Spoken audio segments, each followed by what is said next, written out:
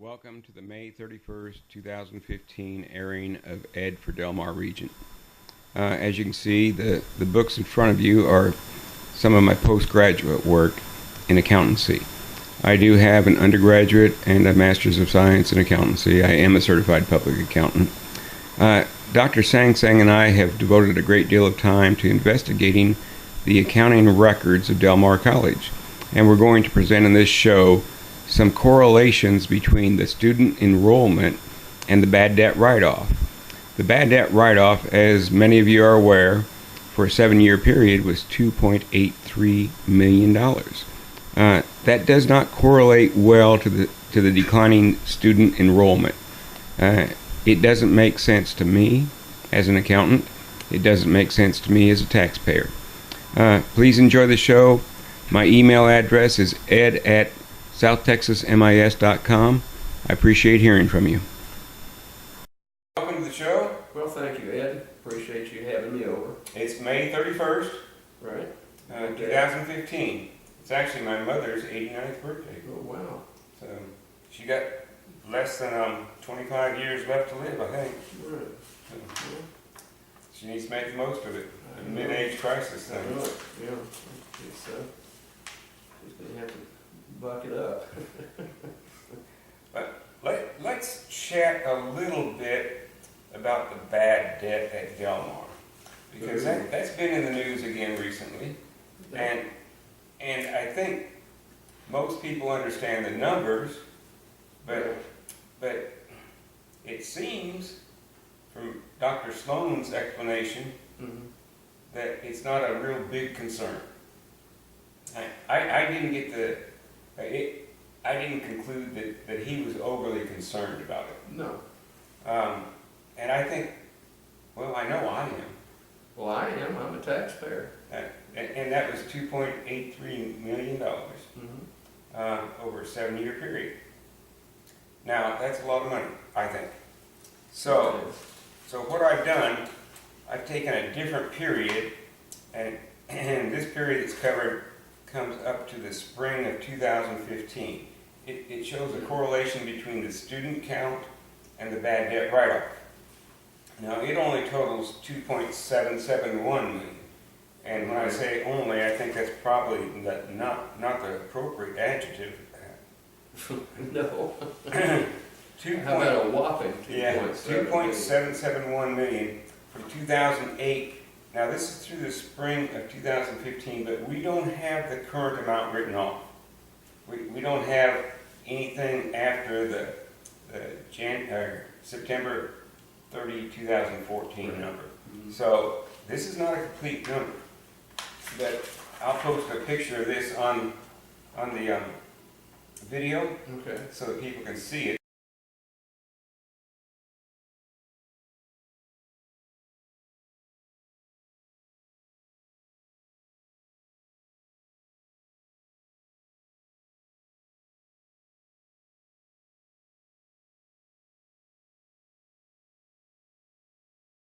You can see it, but let's just go over it briefly and see what the correlation actually looks like. In 2008, Del Mar had 11,310 students. Okay. Now, what is encompassed in that student enrollment count is the full-time, the part-time, and the dual credit. Now, the dual credit can be down at the high school and never set foot on campus. That's true. The full-time, I'm seeing that they have around 3,000 full-time students. And about, what was it, 2,000? At least. Yeah. 2,000 dual credit. A bunch. So then the part-timers make up the difference there. So you get 3, 2, and that would be about 6,000 part-timers in 2008, if those numbers remain consistent. In 2009, the enrollment increased to 12,069. In 2010, the enrollment again increased to 12,236. Now that was the peak at Del Mar. Right. Every year since 2010, enrollment has declined. Okay, so, as an example, in 2008, with 11,000 students, Del Mar wrote off debt that wasn't collectible, $1.444 million. Now, enrollment went up in 2009, and they only wrote off 125,000. Then enrollment went up again in 2010 to the peak, and they wrote off about 27,000.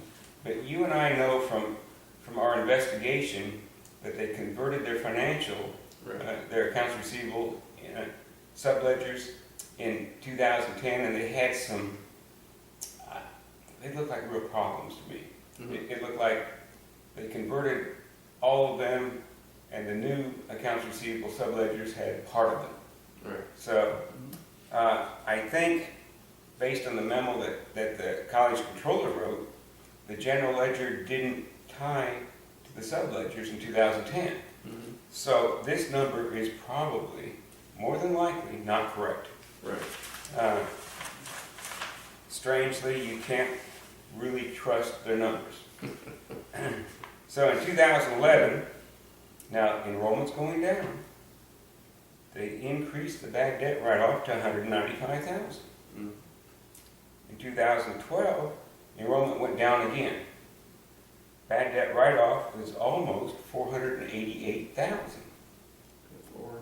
Now in 2013, of course, enrollment went down, but bad debt write-off went down to $243,000. Still pretty high. In 2014, again, the enrollment went down, and it was about $247,000 written off. So we've got a low, strangely, the low in the bad debt write-off was in the year 2010, which was the peak in enrollment. Yep. So enrollment's at its peak, and Del Mar writes off the lowest amount of debt in this period. That's not the correlation I would expect. No. And of course, the $1.444 million in 2008 makes no sense at all. No. And that included some of those documents that we found that said, hey, I can't find anything in the files, let's write it off for $110,000, 80-some thousand. Really odd support for write-off. So again, I will post that on the video so that the viewers can actually see the document. But the correlation is weird.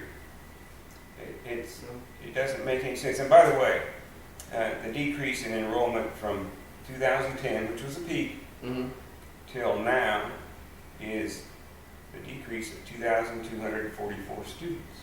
Right. 18.34%.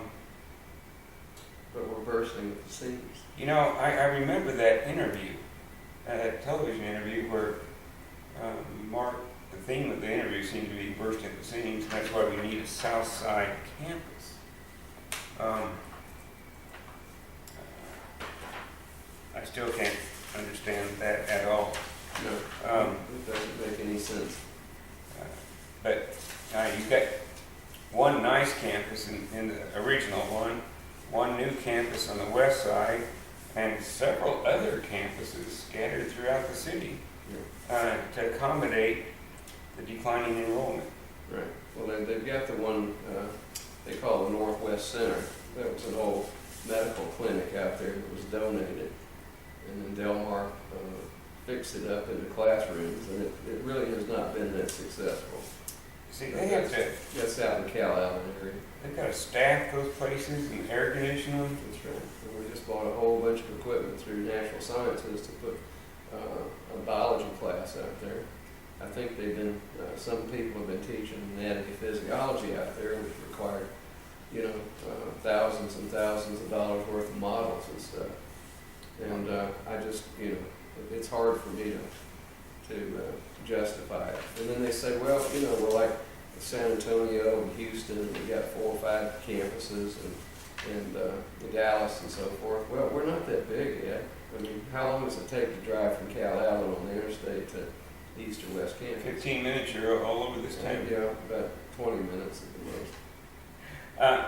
But let me point out one distinct difference between the San Antonio Community College, Dallas Community College District, and there's a couple of Houston Community College districts. Right. They're all growing. Yeah. They're all expanding. Well, that's, yeah, I mean, it's not this decreasing. They're not losing 18% of their students over a 5-year period. So I'm not sure how Corpus Christi is like any other community college district in Texas. I think there was one other that had declined in enrollment, but they didn't issue a bond at the last elections. There is corruption in deep South Texas because the federal government has brought in a corruption organization to take care of it. Now, is there corruption north of deep South Texas, which would be where we're at? If I were to guess, I'd say there may be. You know, there may be some corruption. And if there's corruption, is it costing the taxpayer? Well, in fact, let's just look down the road at George West. Okay, Channel 6 did a year-long expose on George West. Those guys are good, those investigative reporters, because it took them a year to flesh out the fraud. And when I say fraud, it's because that's what it is. Yeah. Some people need to serve some state jail time based on what I've seen. But George West, the new city council, because the old one got voted out, the new city council came in and fired the city manager and the chief of police. Now, why would they fire the chief of police? Well, because he and his policemen were using city credit cards for what appeared to be personal items. Yeah. And the city manager was clearly using city credit card for personal items. That's embezzlement. It's a form of larceny. You get a choice. If you're a felon, you get a choice. You can walk into Champion's Bank up here with a gun and rob them, or an easier way is to get a city credit card. That's right. And you can probably get more money with the city credit card. Well, that's another thing that bothers me when I see that at Del Mar College, we're holding retreats and stuff over at the Town Club restaurant. Fine place. Oh, yeah. It's expensive as all get out, too. That would be a private club, so you got to have a membership to get in. And, you know, maybe that'd be a good PIA to get those invoices from the Town Club. Okay, I can do that. Yeah, that would be interesting. Well, enrollment's going down, costs are going up. We're being stymied, is at a minimum, from getting the information. And I've been lied to about the information too. You're right. And the lie was in writing. Yeah. And the only way I got it corrected, the only way, was to send a complaint to the Attorney General. And remarkably, it was almost instantaneously corrected. Right. So I was lied to. I was told I had already been provided the information when it was clear to me, as an accountant, that I hadn't gotten the chart of accounts. Right. And it was clear to the person that wrote the letter that said that I'd been provided the information, because she has, I believe, an MBA, and she says she's worked in accounting for years and knew exactly what a chart of accounts was. Well, I have seen the designations, about 6 or 8 of them at one time behind her name, some of which were the $250 course she took to become certified in something. And I haven't seen an MBA or a BBA or anything else. Yeah. I guess they don't publish her resume, so. Well, we can get it. We should, because that was an interesting conversation. Oh, yes, I was flabbergasted with that. Yeah, you were sitting right there and you heard the whole thing. I did. I was in that little kitchenette. Yeah, it sure was. That stunned me, but. Well, me too. Okay, so the economy in Corpus is changing again. Oil prices have dropped. That's a cycle. That's always going to happen. Right. As long as there's Arab nations with oil, there'll be a business cycle here, Oh, yeah. and we don't control it. No, Uh, there's no way. and it's been devastating to some of the smaller towns around. Coastal Bend College is just devastated over it. Mm-hmm. And then, of course, they've got what, I don't know all the community colleges in Texas, but I would cast my vote for the worst run community college in Texas for Coastal Bend. Well, it'd be a coin flip between Coastal Bend and Del Mar. It's pretty close, but I've been to some of their board meetings, and my goodness, I'm appalled. Yeah, well, they just closed down that whole aviation program up there. The one that produced students that can make $100,000 a year. Yep, that's the one. They That said it makes wasn't. sense. They said it wasn't profitable. For who? But folks, let me ask you this. I've asked this on a number of the other shows I'm involved with. Is it your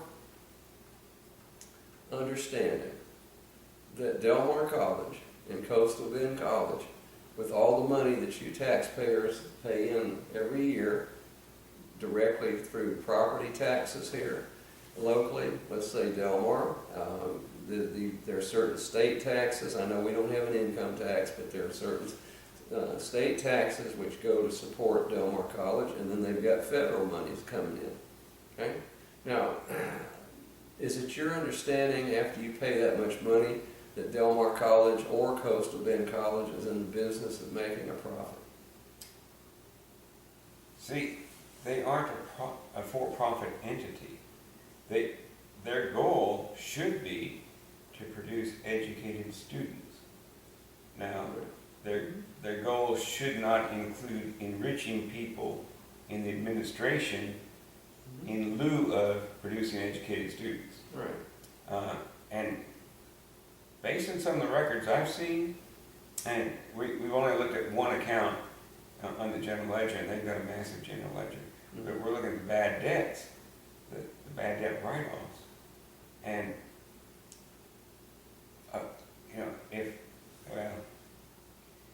it's Careful. it's easy to see how somebody could be attracted to that kind of money flowing through there, Mm-hmm. and what appear to be really loose controls. Mm-hmm. And when we talk about controls, I'm talking about the internal controls, which are generally referred to as checks and balances. Mm-hmm. That's where you put in people that are academically qualified for the position. Right. At Del Mar, we have the CFO that, based on what I've seen, and I've got a copy of his resume, he's never had an accounting course. Nope. So then the second notch down in the finance accounting department would be the college controller, and he's not a certified public accountant. So I don't know. I assume he's got an accounting degree, but I don't know. Then we look at the other checks and balances that would go into the system, and the overriding check that would compensate for those two, what I'd call weaknesses, would be the internal auditor. Del Mar hasn't had an internal auditor in years. No. So we've got academically unqualified people, in my opinion, running a $90 million a year budget Right. with no internal auditor to check them. Right. So, Well, it's just like I've never had an accounting course. I've had to keep up with my checking accounts and finances, but when you bring in $5 of taxpayer money and you can't show $5 worth of receipts to where that money went, then I get real curious. Where did all the money go, folks? and the memos, the astounding memos. I opened the drawer, I couldn't find the document, I recommend we write it off as uncollected. Right. And the recommendation was accepted. Yeah. That means that the captain of the ship's asleep at the wheel. And the ship's name is Titanic. That's right. Um, And I don't know how many more icebergs we have to hit before it's getting somebody serious. pays attention. It's getting serious, but my concern, another concern is the qualifications of the elected officials in charge of this thing. Oh my gosh. And my concern there is, I know Trey McCampbell has an MBA, and he said that I've heard him say it was in accounting. Yeah. And I've watched him read financial statements, and I can tell you by the way he references the footnotes, he knows what he's doing. Yeah. He can read a financial statement, and he's a banker, but that doesn't mean you can read a financial Right. statement. That's true. But he can. The rest of them, I don't know what their qualifications are, but we sat there in a board meeting where, before the bond issue was voted on, where they were trying to make it 157 million rather than 287 original Right. $1 million. And I thought there were two ladies that were board members that wanted to keep it at 287 million, and that's with the knowledge that the student enrollment had declined. Yeah. I'm thinking, what sort of analysis did they process to come up with that conclusion? Right. Well, those were the two that were very vocal about it. Now, there were a couple of the other members who were nodding their heads that, yes, we need to keep it at 287 million, which would include building this South Side campus. And those two individuals, folks, were Susan Hutchison and Sandra Messbarger. Okay. I think Ms. Hutchison is an attorney, and I don't know what Ms. Messbarger's background is. And I know that Ms. Messbarger has made some very derogatory statements about Jack Gordy, who was the former president of the Taxpayers Association, and he's now the vice president. And he's going to address the accounting irregularities at this next board meeting on June the 9th. I don't think this will air before that. It might. I'd have to check the dates, but a lot of you people need to go over there and attend those board meetings. They're at 1 o'clock in the afternoon on a Tuesday normally, which puts everybody like the city's in competition with them. And these elected officials around here do that during the daytime so that the hardworking folks of the community can't go and participate. The only ones that have them in the evenings normally is CCISD to accommodate, the public being able to go over there. But yeah, I did see that there were a couple of other board members when that was mentioned, and they were trying to figure out whether it's going to be 157 or 287 million. That and they decided not to go for the big money for the South Side campus. But yeah, it was Hutchison and Messbarger. But what Messbarger did was when Jack Gordy wrote a letter to the board requesting a harder look at this write-offs and stuff, then she called and said that he ought to mind his own business. Essentially, she wasn't going to discuss it and didn't want to talk about it. That Del Mar College knows what they're doing. Well, first of all, that is his business. He's a taxpayer. Oh, that's right. And now, if somebody said Del Mar College knows what they're doing, that's wonderful. Tell us. That's right. Explain to us how those write-offs of the third-party bad debt make any sense at all. Mm-hmm. I think if I were running a college and Texas A&M Kingsville owed me $54,000, I think I could collect it. Well, I'd be down there knocking at the door saying, "Where's the money?" Here's the invoices. Yeah. Here's the invoices. Now, Now, Andrew with Channel 6 did go down there and interview, I believe, their vice president of finance. And she said we'd never been invoiced for it. right. Well, that would mean, okay, how can you pay for something you've never been invoiced for? Mm-hmm. But then he tried to follow that up, and there seems to be a wall of silence. Oh, yeah. So I think that, again, the taxpayers have been shut off from the information. Mm-hmm. And why would that be? We can only speculate. Well, But I can't speculate anything positive. no. It's not like they're doing such a fine job, they don't need to tell us about it. Well, we've both been there, done that. No, you can't have that information. So we're going to have this high-priced attorney out of Austin write a letter to the AG's office with some tripe, and, That happens every time we send a PIA. yeah, And that's a $400 plus an hour attorney. They do get a 20% discount. But every time we want something that is public information, can't get it. it has to process through the Graves Daltrey firm Yeah. at a cost of thousands of dollars. Mhm. And then it's like that $26.7 million quote that I got. You got the invoices for the attorneys for that period of time, and my Lord, thousands of dollars That's right. were spent with attorneys between my letter and KRIS filed a PIA. Right. So they spent thousands of dollars, our dollars, Mm-hmm. to, well, probably to cover up or to address the Address. I think we gotta be careful with it. to address the fact that letter got sent out and also got delivered to KRAS News. Right. So they spent thousands of dollars on that. And do you remember the end result of that? Because I asked for 7 general ledger account details. Mhm. Well, we went in with the board attorney, Mr. Augustin Rivera, and after 14 minutes of deliberation and discussion, you got all that for nothing. Got it all for free. There was So- only 200 pages. I think. No, it wasn't 200. So, So, okay. so for those thousands of dollars Mhm. that they spent, and I think the letter went out before they started spending the thousands of dollars.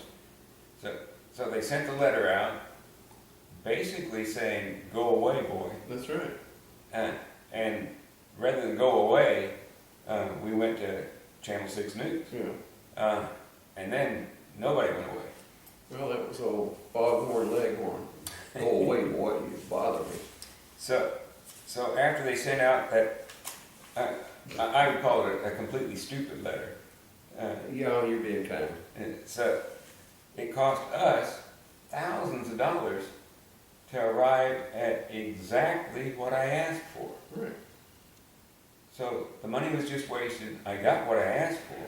And that led to the audit trail that we're recreating that told us that they wrote off $2.838 million That's right. of accounts receivable in a 7-year period.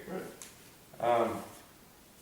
Which is terribly bothersome to me and Jack Gordy as well. And Jack is vocal, but it's okay to be vocal if you're right. That's right.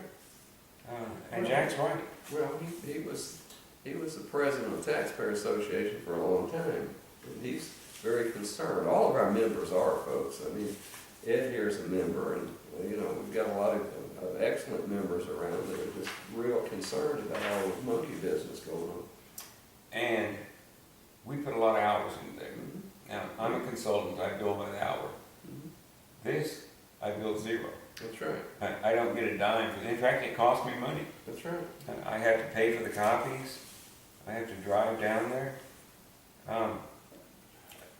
There's absolutely nothing economic in this for me. Right. But there is for the taxpayers. Oh yeah. We've got a $90 million budget, the highest debt per student after the bonds are funded Mhm. for any community college in Texas by a long way. Right. All the numbers I look at, and I analyze things by looking at ratios, Mhm. comparing it to other community colleges, everything I look at is way off the chart. And the chart is basically a bell curve. Mhm. So right in the middle is your